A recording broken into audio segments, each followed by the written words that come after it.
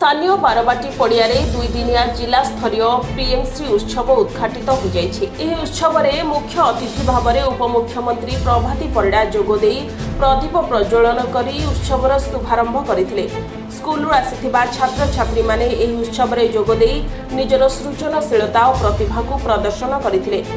यह माध्यम पिलामाने नूतन शिक्षा प्रणाली अनुसार किपरि पाठ पढ़िबे और देशर उन्नति रे सहायक हेबे से नहीं विभिन्न प्रकल्प प्रदर्शन करा जायतिला।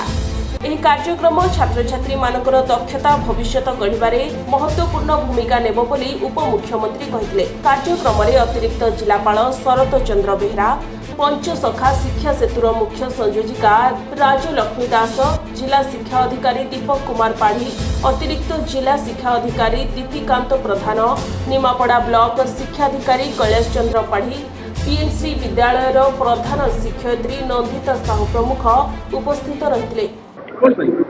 ये गोटे यूनिक प्रोग्राम आज आमर पूरी जिला स्तरीय पीएमसी उत्सव ये गोटे अनन्य कार्यक्रम, ये गोटे रूटीन प्रोग्राम नुहे। तो आज से जिला स्तरीय प्रोग्राम आम आज निमापड़ा हाईस्कल प्रांगण में आयोजन करूँ। आप देखिले माननीय उपमुख्यमंत्री महोदया श्रीमती प्रभाती परिड़ा मैडम मुख्य अतिथि भाव में जोग देइछंती।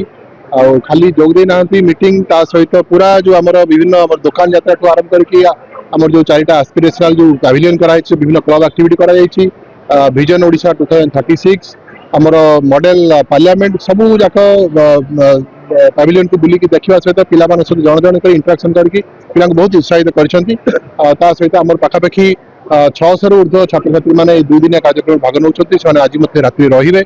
तो काली क्विज कार्यक्रम आ जो पैविलियन गुड़िक सब रही आम पाखापाखि स्कूल पिला डाकिचु से आसिक पीएमसी स्कूल एक्टिविटी को देखिए से ज्ञान आहरण करेंगे। तो ये खूब सुंदर कार्यक्रम आयोजन होती निमापड़ा हाईस्कल प्रांगण आम आयोजन करूँ। स्कूल देखो बर्तमान सरकारी स्कूल मानक प्रायतः वैकेंसी ना केवल एडेड स्कूल किसी वैकेंसी थाईपे, अदरवाइज सरकारी स्कूल मानक आप नगण्य संख्यार वैकेंसी पाइबे। आम जिले में विज्ञान तो कौन वैकेंसी ना आर्ट्स ओडिया आमर क्लासिकल संस्कृत और हिंदी रे पोस्टिंग मसे भितर हम।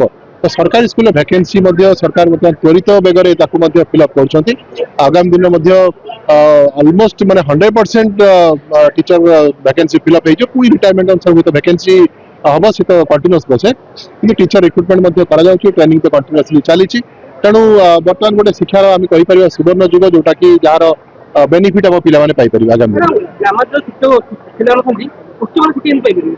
देखो ग्रामांचल सबू सरकारी स्कीम ग्रामांचल किसी कम स्कीम ना सबू स्कीम ग्रामांचल और सहरांचल सबुठी सरकारी स्कूल माने सबू स्कीम सबुठी इम्प्लीमेंट करा जाउछि।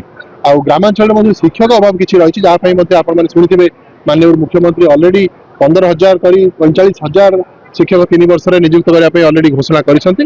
तार निर्देश तार डिटेल गाइडलाइन आसला परे आमे ताकु टीचर्स प्राइमरी स्कूल मान जहाँ वैकेंसी ताकु फिलअप कर निमापड़ारू विवेकानंद रिपोर्ट सनस्टार टीवी।